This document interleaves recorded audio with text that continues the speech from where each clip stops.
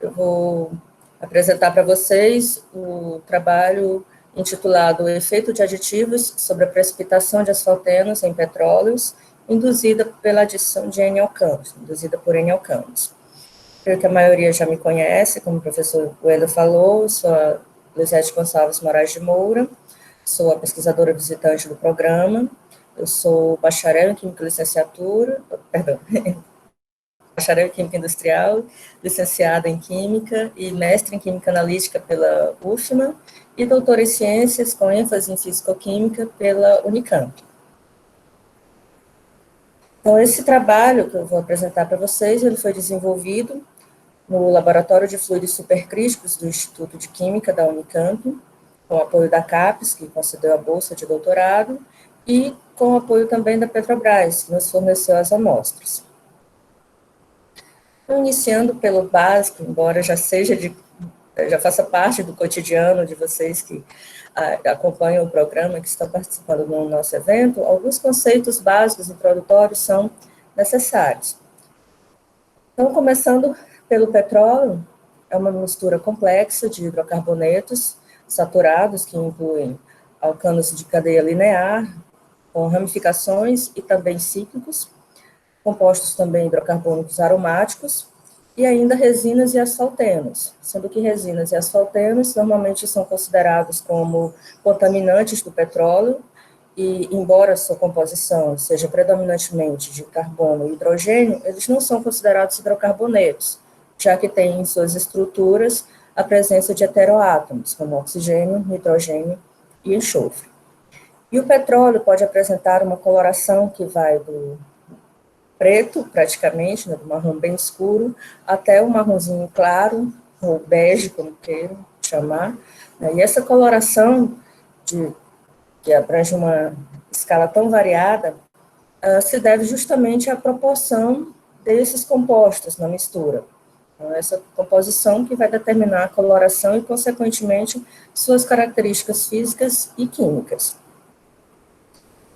E, além do petróleo em si, é interessante, para contextualizar nosso estudo, definirmos o gás natural, que, assim como o próprio petróleo, também é uma mistura, só que no caso do gás natural, é uma mistura menos complexa, relativamente menos complexa, que é constituída predominantemente de hidrocarbonetos leves, principalmente o metano, que normalmente está presente em teores acima de 80%, seguido pelo etano, C2H8, que está também em uma concentração em torno de 10%, e o restante é constituído tanto por hidrocarbonetos mais pesados, que vão do propano ao hexano, como também compostos não hidrocarbônicos, como nitrogênio, dióxido de carbono, sulfeto de hidrogênio e outros. E essa definição de petróleo e gás natural nos leva aos conceitos de óleo vivo e óleo morto, sendo que óleo vivo é a denominação normalmente dada ao petróleo que tem gás associado a ele, tem gás solubilizado nele, que normalmente é a condição na qual o petróleo se encontra no reservatório. Embora possa ter uma quantidade bem pequena de gás natural, normalmente está presente e associado, sendo então assim denominado o óleo vivo. Já o óleo morto é aquele petróleo que não tem mais essa fração leve associada a ele, é aquele que nós lidamos no cotidiano dos laboratórios experimentais. E é o que é utilizado na maioria dos estudos em bancada, tanto por ser mais facilmente manipulável, já que no caso do estudo do óleo vivo são necessários, por exemplo, equipamentos específicos, tipo células de equilíbrio a alta pressão, quanto por cuidados de armazenamento, que também se fazem necessários. E nesse estudo nós trabalhamos tanto com o óleo morto, para extrair e identificar algumas propriedades dos asfaltenos, quanto com o óleo vivo, que nós buscamos simular pela inserção dos hidrocarbonetos leves e dióxido de carbono, buscando fazer essa simulação e averiguar o comportamento da presença de aditivos sobre a formação de precipitados. Então, por que nós temos tantos estudos acerca do petróleo? Porque problemas que podem ocorrer, existem problemas que podem ocorrer e podem afetar diretamente o escoamento do petróleo, tanto durante a sua produção, seja a sua extração da rocha reservatório, quanto durante as várias etapas do seu transporte e processamento. Alguns desses problemas que nós podemos citar são incrustações de material inorgânico, geralmente ocorre devido à presença de sais, principalmente sulfatos e carbonatos na água de formação, que normalmente também está associada nos reservatórios de petróleo. Perdão. Então, pode ocorrer a precipitação desses compostos. Existem predominantemente sulfatos e carbonatos de cálcio, bário e estrôncio, sendo os de cálcio os mais comuns, e com a variação de pressão e temperatura que ocorre, principalmente durante a produção, pode ocorrer um desequilíbrio que leve à precipitação, que pode ocorrer tanto no reservatório quanto ao longo das tubulações envolvidas no transporte e processamento da própria produção. Temos ainda também a possibilidade de formação de hidratos sólidos, que são compostos formados a partir da presença de água e frações leves no estado gasoso. E são estruturas que são formadas por moléculas de água que acabam formando uma espécie de gaiola e aprisionam em seu interior as moléculas do gás, predominantemente metano, já que está mesmo em maior concentração, mas também pode acumular os outros gases, né, como o etano e outros hidrocarbonetos predominantemente, podendo ainda aprisionar misturas desses gases. E, principalmente devido a variações de pressão e temperatura, pode ocorrer a formação desses hidratos, sendo mais comum na produção offshore, em mar. Temos também a possibilidade de deposição de parafinas, que assim como os hidratos sólidos, depende predominantemente de variações da temperatura, e podem, reduções da temperatura, principalmente, podem ocasionar, então, a associação dessas parafinas, que são os hidrocarbonetos lineares, saturados, de cadeias longas, normalmente superior a 18 carbonos, e temos, por fim, um dos problemas mais estudados, né, a precipitação de asfaltenos, que é o foco desse nosso estudo e de muitos outros estudos relacionados. Mas o que seriam, então, os asfaltenos?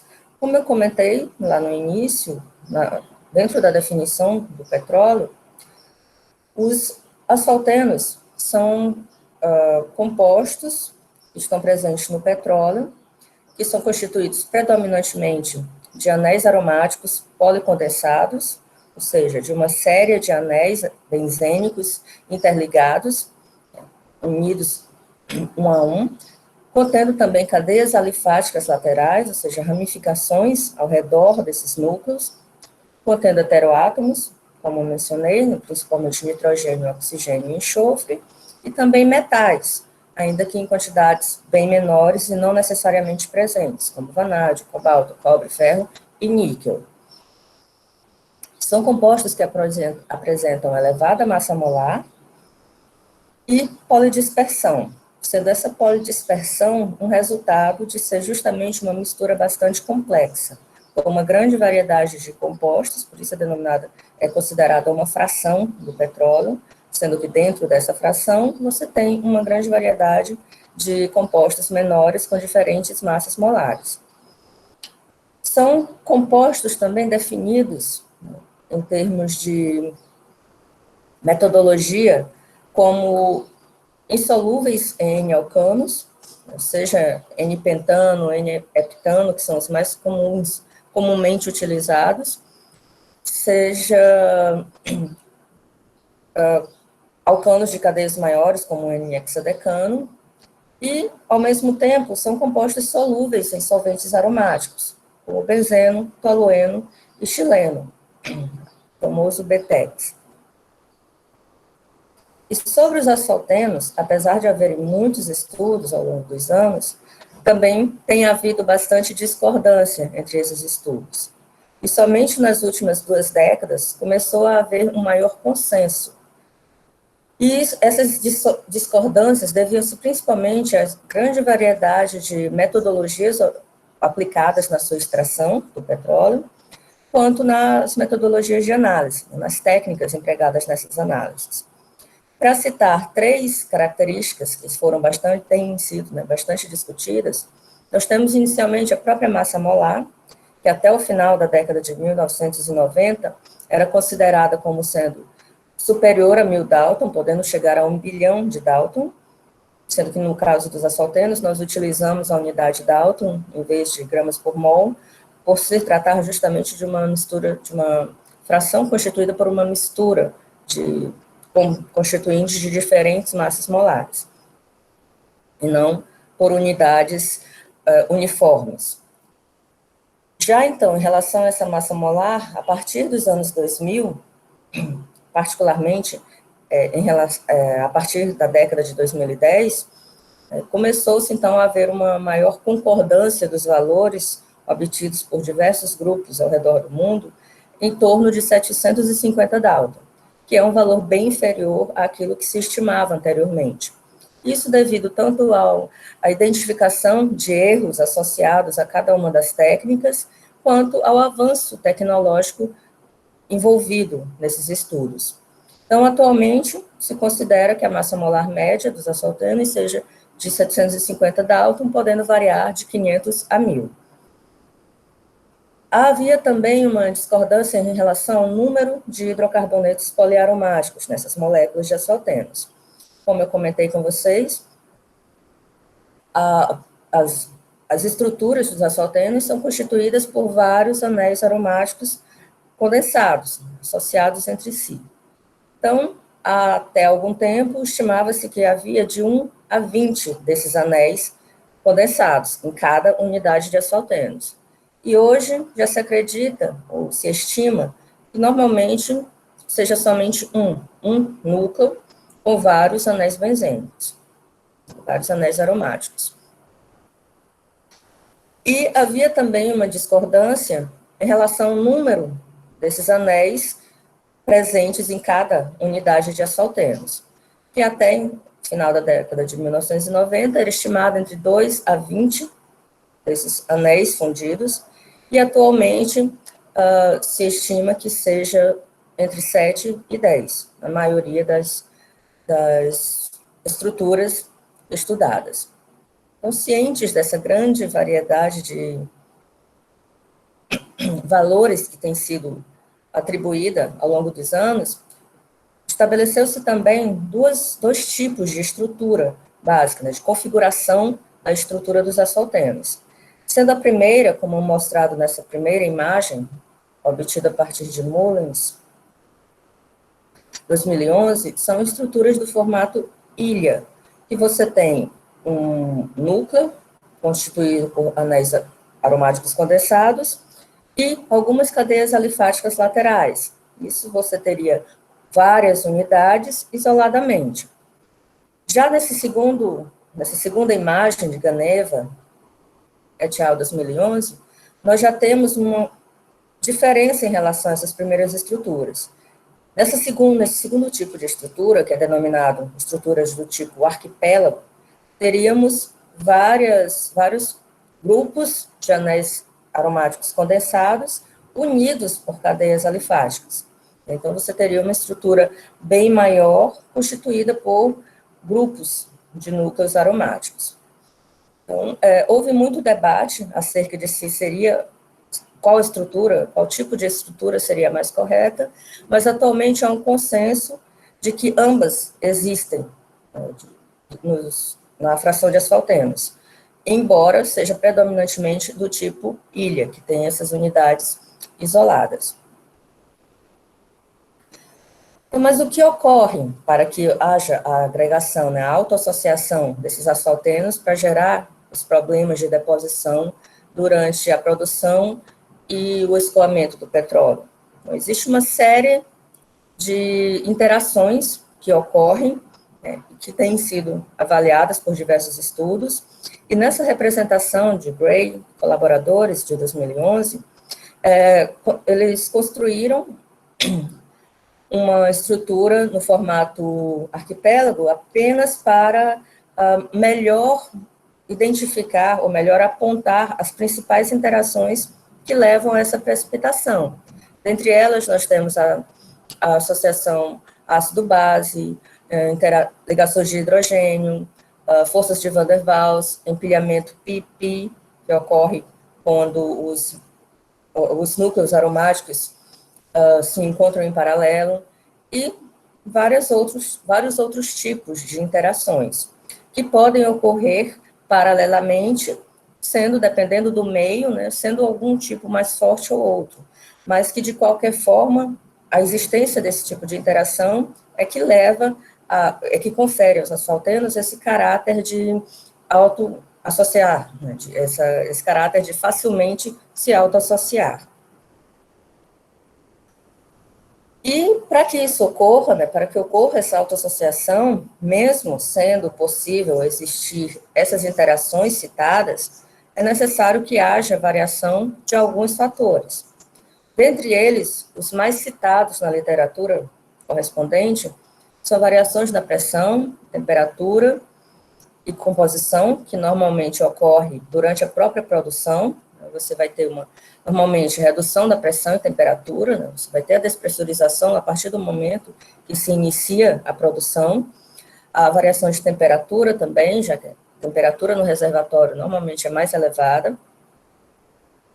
Em relação à composição, também vai sendo alterada, principalmente pela eliminação das frações mais leves, né? Seja intencionalmente, seja aquela que ocorre naturalmente durante a produção. Temos também os efeitos de cisalhamento e efeitos eletrocinéticos, que não são muito discutidos, mas também estão relacionados desde a produção. O cisalhamento vai envolver o movimento turbulento durante a produção, e os efeitos eletrocinéticos estarão relacionados com a formação de cargas, que ocorre também durante o escoamento. Como exemplo, trouxe para vocês só uma amostra, uma visualização do efeito da mudança de composição, que pode levar, então, à precipitação dos asfaltenos. Então, nós temos aqui uma amostra de um petróleo qualquer A e uma outra amostra de um petróleo qualquer B, que misturados, digamos, 50% de cada um, como foi o caso desse estudo, ocorre a precipitação, né? Toda essa teia mostrada nessa imagem se refere aos asfaltenos, né? Nós temos aqui essa imagem com aumento de 40 vezes, então, e essa alteração de composição que pode levar à precipitação tem causado muitos problemas, menos atualmente, já que se tem maiores estudos direcionados para isso, mas até antes do advento do pré-sal, no Brasil tinha-se predominantemente petróleos mais pesados e era necessário misturar para que se obtivesse produtos comercialmente mais interessantes. E no momento de misturar, podia ocorrer, dependendo da proporção dos petróleos, a precipitação, sendo então um efeito da mudança de composição. Então, especificamente em relação aos problemas ocasionados em função da deposição dos asfaltenos, nós podemos citar 4 desses problemas principais: alterações na maleabilidade da rocha reservatório, formação e estabilização de emulsões, a partir do momento que as emulsões normalmente estão presentes no petróleo, né, emulsões do tipo de água em óleo.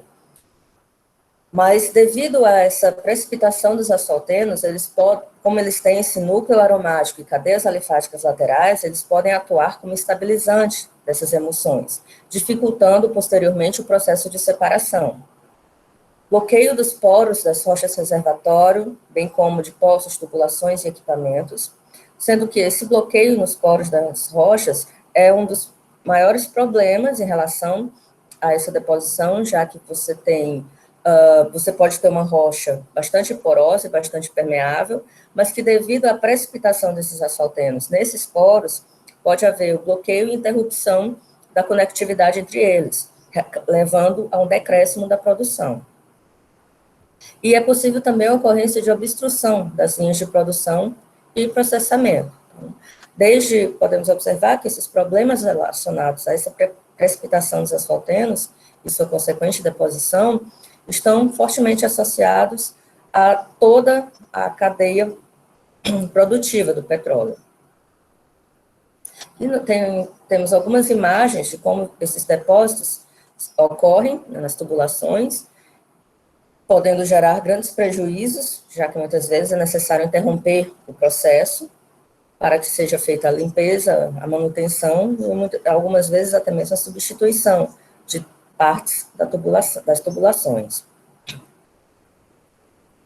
E uma vez que esses depósitos estão formados, existem, claro, tratamentos. E eles podem ser de duas formas, de duas abordagens. Podem ser medidas corretivas, que buscam corrigir, como o próprio nome diz, depois de o problema já formado, já estabelecido, e temos também as medidas preventivas, que visam justamente a evitar que ocorra esse bloqueio devido à formação desses depósitos. E, dentre as medidas corretivas, podemos citar o uso de solventes químicos que... Alguma coisa não saiu como previsto. Por favor. Podem ser utilizados solventes químicos, né, que é uma prática bastante comum, mas que tem sido deixada de lado ou se tem buscado evitar devido à grande quantidade de solventes que se utiliza, e como na definição de asfaltenos que eu coloquei, eles são solúveis em hidrocarbonetos aromáticos, como benzeno, tolueno, xileno, que são altamente poluentes, né? Tem um grande potencial carcinogênico ao homem e prejudicial para o meio ambiente. Então, tem se buscado evitar o uso desse tipo de método, de medida. Uma outra medida bastante comum é o uso de PIGs, em inglês Pipeline Inspection Gauge, que são dispositivos que são colocados nas tubulações que, por atrito, vão reduzindo a presença desses depósitos, evitando que eles cheguem ao ponto de bloqueio das linhas.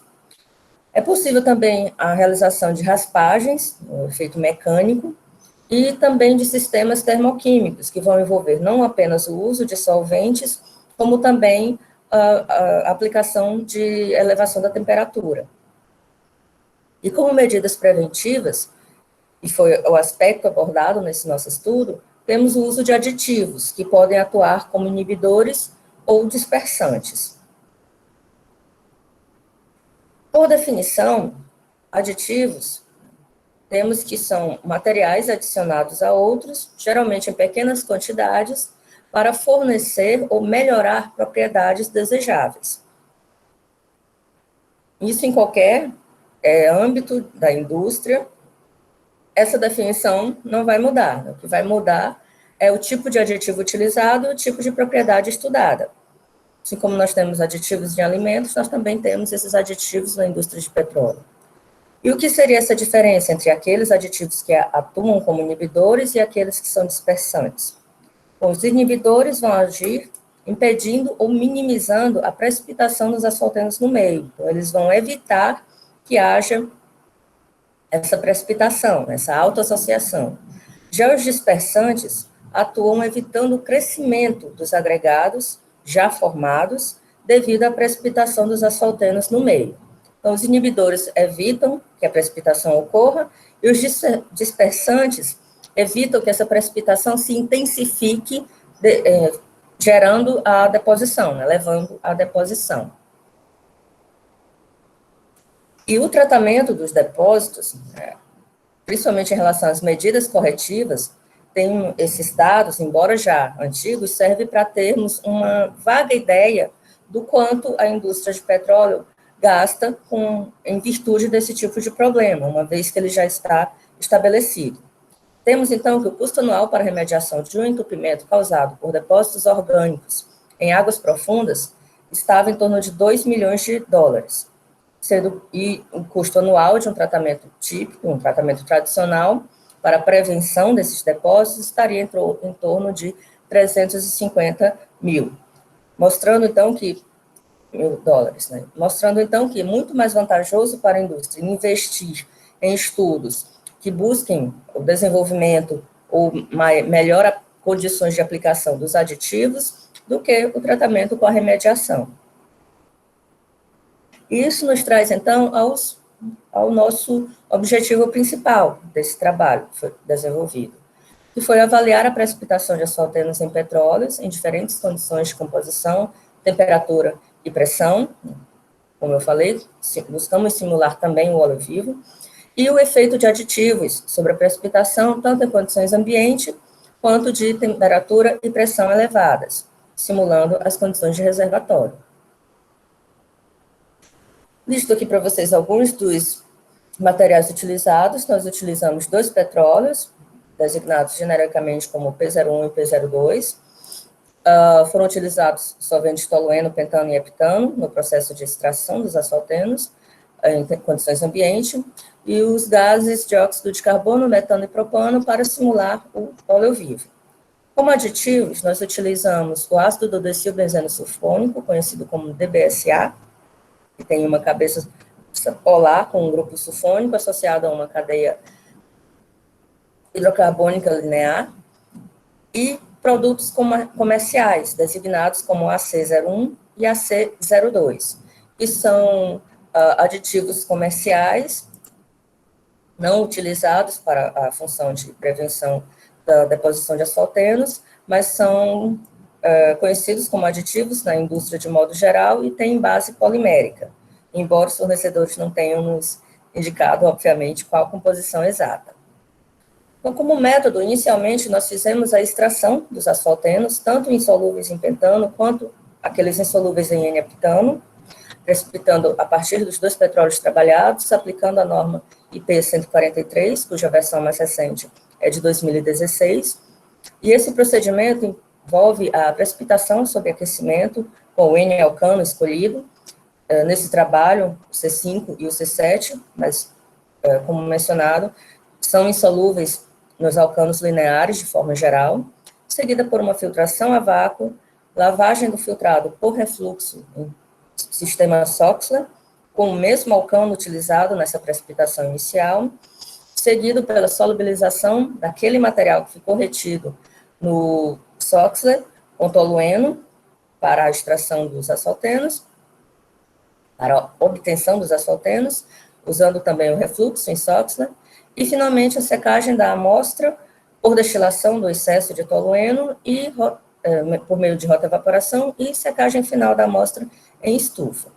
Para aqueles que não estão familiarizados, né, nós utilizamos nesse procedimento um sistema completo de extração por Soxhler, sendo que esse método é bastante utilizado no setor de alimentos. Para a determinação do início de precipitação dos asfaltenos nos petróleos, nós utilizamos a técnica de espalhamento de laser, no comprimento de 1.550 nanômetros, uma imagem aqui do sistema que nós utilizamos, vamos detalhar. Como técnicas analíticas, nós utilizamos e fizemos a determinação de carbono, hidrogênio, nitrogênio e oxigênio, na análise elementar, tanto dos próprios petróleos quanto dos asfaltenos e dos maltenos, sendo que os maltenos são a fração dos petróleos que resta após a remoção dos asfaltenos por essa metodologia descrita. E essa análise elementar foi realizada no Instituto Federal do Espírito Santo. Foi utilizada também a técnica de espectroscopia na região do infravermelho com transformada de Fourier, FTIR, microscopia eletrônica de varredura, somente dos asfaltenos, claro, a espectrometria de massas por ionização, com ionização por distorção a laser, LDIMS, e também espectrometria na região do infravermelho próximo, NIR. E para o estudo do óleo vivo, nós utilizamos um sistema com uma célula de equilíbrio a alta pressão, com controle de temperatura, na qual nós fazíamos a injeção da amostra e, posteriormente, dos gases utilizados. Como vocês podem observar, mesmo nas grandes universidades, adaptações também são necessárias, e nessas horas a criatividade brasileira é bem interessante, né? Nós, para termos um controle da quantidade de gás inserida, nós adquirimos cilindros de recarga de paintball e utilizamos como base, né, como suporte, já que o cilindro tem um fundo esférico, um pote vazio de sorvete. Então, nós fazíamos a inserção da amostra, seguida pela filtração após redução da pressão. Nós fizemos a escolha por algumas condições de composição do petróleo, metano e dióxido de carbono, e algumas condições de temperatura, pressão inicial e pressão final, já que nós fazíamos a despressurização após algum tempo de contato, que também foi definido.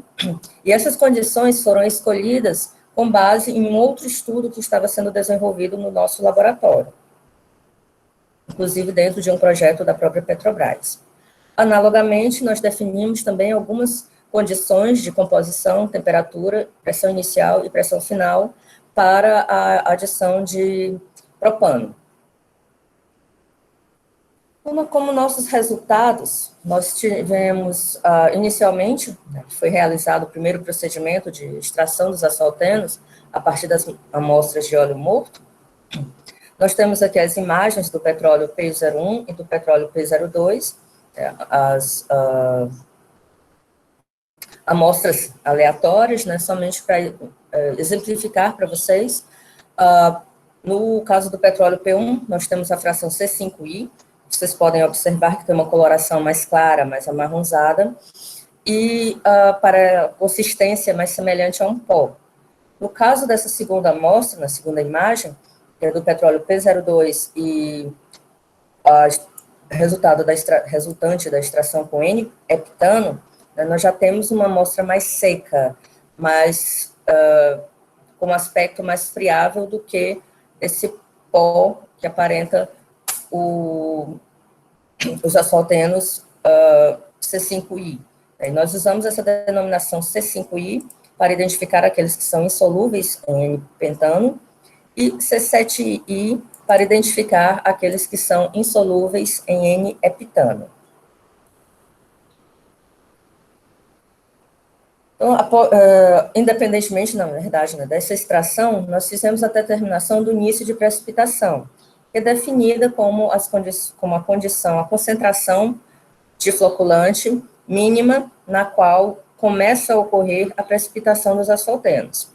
Nós utilizamos a técnica de espalhamento de laser, como eu já mencionei, um comprimento de onda específico, e obtivemos algumas curvas, testamos alguns tempos de agitação após a adição do floculante escolhido, no caso o N-heptano, que é o mais tradicionalmente utilizado nesse tipo de determinação, e podemos observar, então, por essa técnica, que era bastante nítido, a mudança na inflexão da curva, em que esse ponto máximo representa esse início da precipitação, já que há um súbito aumento há um ponto máximo da potência detectada, que indica justamente o surgimento de partículas no meio, que, posteriormente, essa potência detectada começa a decair devido à sedimentação, né? Continua ocorrendo a precipitação mediante o acréscimo do floculante selecionado, né, no caso o N-heptano, e começa então a haver a sedimentação, levando novamente a um decréscimo dessa potência observada. Então, nós, por essa técnica, podemos obter os pontos de início de precipitação dos asfaltenos, tanto insolúveis o ponto de início de precipitação dos asfaltenos em relação à adição de N-heptano. E nessa tabela nós temos, então, os resultados numéricos, né, dos teores de asfaltenos insolúveis em N-pentano e N-heptano, que foram obtidos naquele procedimento de extração com Soxhler. Nós temos que os teores de asfaltenos C5I, né, insolúveis em pentano, são sempre maiores do que os teores de asfalteno C5I, perdão, C7I. Né? E isso está de acordo com a literatura em geral da área, mostrando e implica que na fração de C5I há uma maior quantidade de asfaltenos, só que com massa molar menor. Já nos asfaltenos C7I, né, nós temos uma menor quantidade de asfaltenos, mas com massa molar maior, como nós vamos observar nos próximos resultados. E de acordo com a técnica de espalhamento de laser, nós identificamos o início de precipitação em mililitros de heptano por grama de óleo como 2,65 para o P01 e 1,3 para o P02. As densidades também foram determinadas, só que foram determinadas na própria Petrobras, e os resultados nos foram cedidos. Podemos observar que o petróleo P02 é um petróleo mais pesado, ou seja, tem uma maior concentração de compostos pesados. E, de fato, quando nós comparamos os teores de asfalteno C5I e asfalteno C7I, entre os dois petróleos, os valores associados ao P02 são realmente maiores, indicando que há, de fato, uma maior concentração dessas frações mais pesadas, que são aquelas que conferem uma maior massa molar, consequentemente, uma maior densidade aos petróleos. Aqui temos também os resultados da composição elementar, né, resultado da análise elementar, que nós fizemos de carbono, hidrogênio, nitrogênio e oxigênio, lá no Instituto Federal do Espírito Santo, e também da razão atômica, que é calculada como o quociente HC. Nós não vamos fazer essa soma aqui, mas, em sua maioria, ela não resulta em 100%. Como eu comentei também em relação à definição, né, normalmente estão presentes, além do carbono e hidrogênio, os heteroátomos, nitrogênio, oxigênio e enxofre. No entanto, nós não fizemos a determinação do enxofre, que é um tipo de análise feita separada, e não necessariamente onde é realizado a análise elementar CHNO, é realizado também a determinação de enxofre.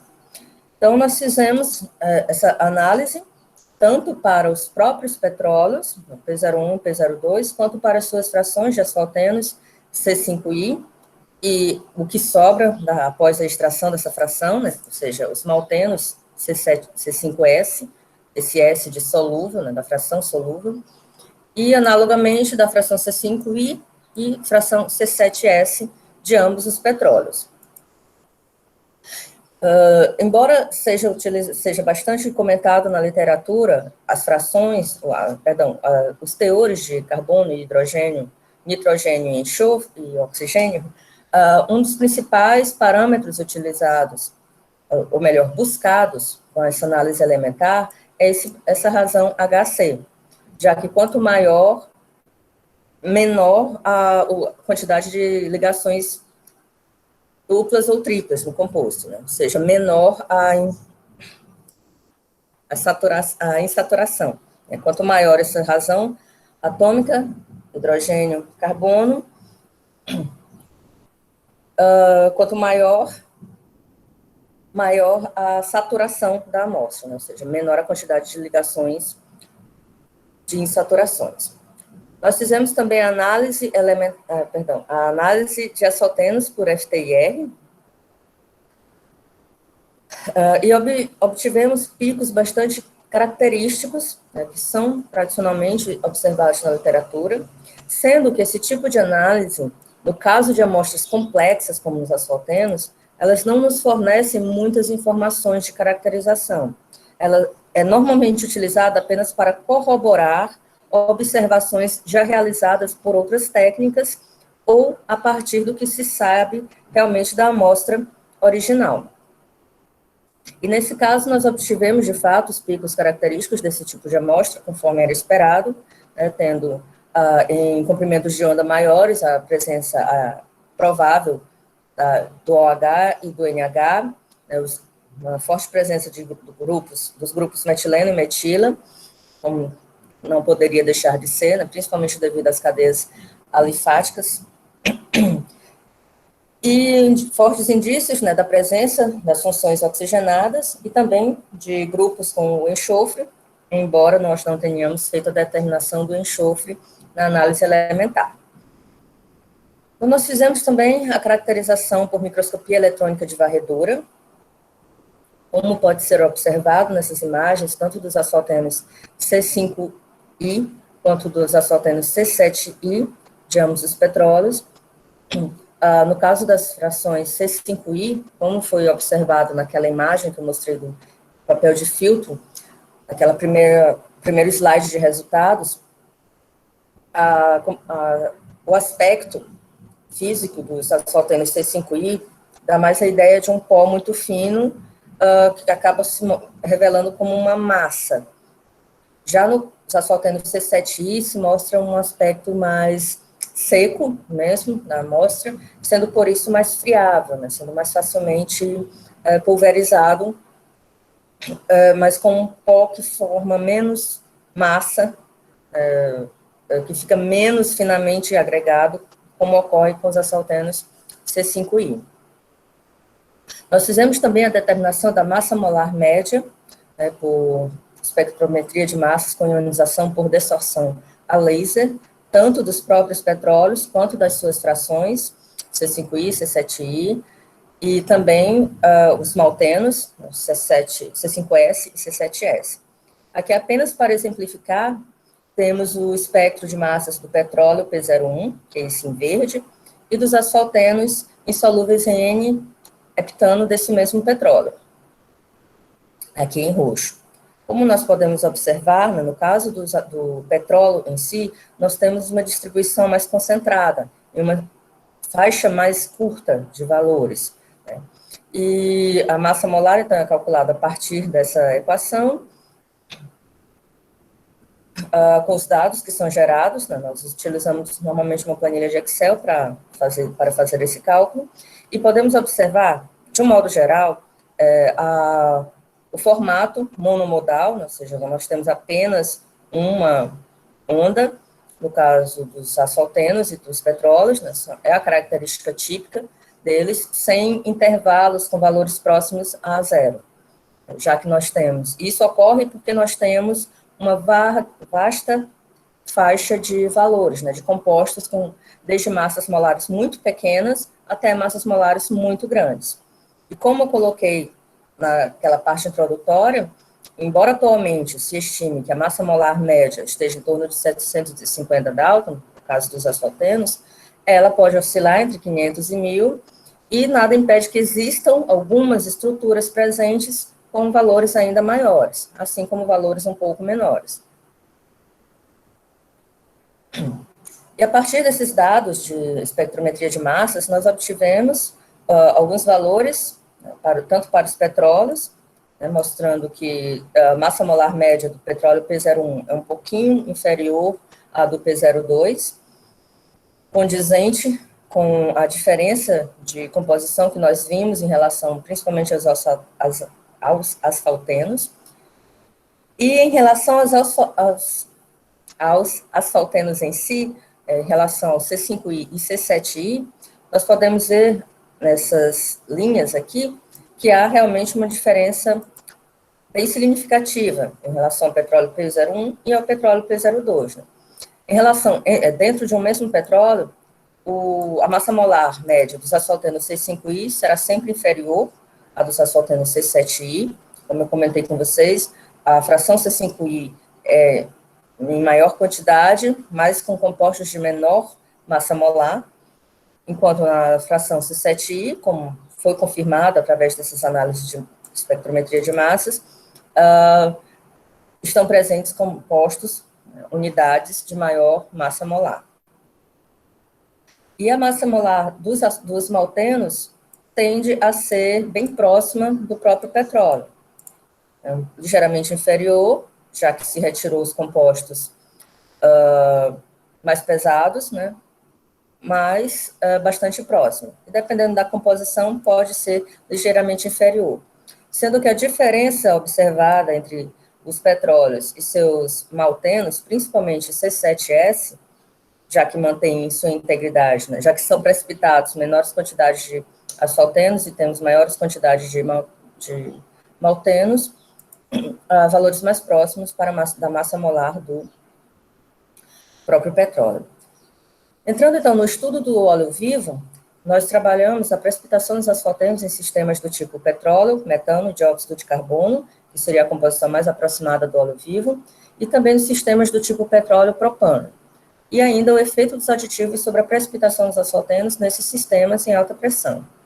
Nós obtivemos como resultados desse primeiro tipo de mistura, nós também realizamos a análise de FTIR, obtivemos também picos bastante característicos, como foram aqueles apresentados para o óleo. Analogamente, obtivemos a mesma faixa de picos, né, encontrada para os próprios petróleos, com o sistema também com a adição de propano. Aqui eu mostro para vocês uma representação do interior da célula de equilíbrio em alta pressão, em que, no caso do óleo, da simulação do óleo vivo, né, petróleo, metano e dióxido de carbono, não ocorreu a precipitação, e no caso do propano, sim, já que só havia propano presente. E uma amostra obtida a partir do interior dessa célula mostra bem nitidamente o comportamento viscoelástico dessas amostras, né? Com o tempo e com o efeito de temperatura, de um relativo aumento da temperatura em condições ambientes, há esse escoamento, né? Esse leve escoamento. Finalmente, entrando na parte dos efeitos dos aditivos, né? Nós fizemos alguns testes com o DBSA e com os dois aditivos comerciais, né? O AC01 e o AC02, sendo que nessa representação eu trago para vocês somente o resultado da precipitação na ausência de aditivos, que foi de 1,37%, isso no experimento com a adição de propano, e as concentrações, nós testamos 3 concentrações dos aditivos e tivemos, então, depois de fazer a despressurização do sistema e filtração, esse filtrado foi processado por aquela metodologia de extração de asfaltenos e nós obtivemos esses resultados, sendo que quanto maior a concentração, né, maior o teor de asfaltenos obtido ao final dessa extração, indica que mais eficiente foi o aditivo em evitar essa precipitação dentro da célula de equilíbrio. Então, nitidamente, no caso desse exemplo, o aditivo AC02 foi bem mais eficiente em manter os asfaltenos em solução. Então, nós fizemos também o estudo da precipitação dos asfaltenos pelo NIR, né? Lembrando, né, que nós utilizamos a região do infravermelho próximo, né, nós escolhemos o comprimento de onda de 850 nanômetros, conforme relatos da literatura. Nós fixamos valores um valor máximo de volume e fomos variando a concentração de petróleo para floculante. E ao longo do tempo, nós obtivemos essa variação, né, que é uma amostra genérica, só para vocês verem a ocorrência dessa precipitação. E nós obtivemos, então, fazendo a varredura por um período de 7.200 segundos, ou seja, 2 horas, nas várias concentrações, nós podemos observar que, no caso da amostra sem aditivo, há um acentuado decréscimo da absorvância, indicando que houve a precipitação e que ocorreu a sedimentação rapidamente ao longo do tempo. No caso desse tipo de estudo, em que nós fazemos essa varredura, quanto maior a diferença entre a absorvância inicial e a final, maior foi a precipitação, como pode ser observado na ausência dos aditivos, e no caso das várias concentrações de aditivo, nós vamos ter um menor decréscimo, com alguns comportamentos mais peculiares. Então, nesse primeiro exemplo, nós temos com o DBSA, e aqui com o primeiro aditivo comercial que nós utilizamos, que foi o AC01. Nós podemos observar que é um decréscimo suave em relação linear, relativamente linear, né, suave, com o uso do aditivo comercial. Com isso, nós chegamos às nossas conclusões, né? As conclusões gerais em relação a todo esse trabalho, né, foram que os petróleos P01 e P02 apresentaram teores de asfaltenos C5I superior ao de C7I, como era esperado, e o IP do petróleo P01 indicou que este apresenta maior tendência a problemas de precipitação em relação ao P02. Porque menores valores de IP significa que você precisa de uma menor quantidade de floculante para provocar a precipitação, indicando que esses asfaltenos estão menos estáveis no meio. A razão HC dos petróleos mostrou que os asfaltenos C7I são mais aromáticos que os asfaltenos C5I, como também era esperado. Nós obtivemos como valores de massa molar, pela técnica utilizada, valores em torno de 600 Dalton para os petróleos, na faixa de 500 a 800 Dalton para as frações de asfaltenos, tanto C5I quanto C7I, que estão dentro daquela faixa de valores citada como atualmente mais aceita, entre 500 e 1.000 Dalton. Nas condições de precipitação dos asfaltenos com os aditivos DBSA e AC02, que são os aditivos que, assim como o aditivo AC01, eram aditivos comerciais, de base polimérica, sendo que os aditivos comerciais apresentaram melhores resultados em relação ao DBSA. E, de modo geral, nos experimentos com aditivos, seja o DBSA, seja os aditivos comerciais, o DBSA atuou predominantemente como dispersante, ou seja, ele não evita a formação dos precipitados, mas ele retarda, é capaz de retardar a agregação que leva à sedimentação, né, a formação dos depósitos. Enquanto os aditivos comerciais, de base polimérica, apresentaram um comportamento mais próximo ao de inibidores, tendo também maior eficiência. Então, eles atuaram predominantemente evitando a formação desses depósitos. Então, concluindo, trago algumas referências, as principais referências que foram citadas ao longo da apresentação e foram essenciais para a construção desse trabalho. Meus agradecimentos ao programa, claro, ao PRH, particularmente ao PRH 54.1, à UFMA, por possibilitá-los, ao Laboratório de Fluidos Supercríticos, como eu mencionei, onde foram realizados esses experimentos, ao professor Paulo de Tarso Vieira e Rosa, que foi meu orientador de doutorado, a CAPES, pela concessão da bolsa de doutorado, e a Petrobras, pela concessão das amostras. E, claro, meu muito obrigada a todos pela presença no nosso evento e por acompanhar a minha apresentação. Eu me coloco à disposição, caso alguém tenha algum comentário.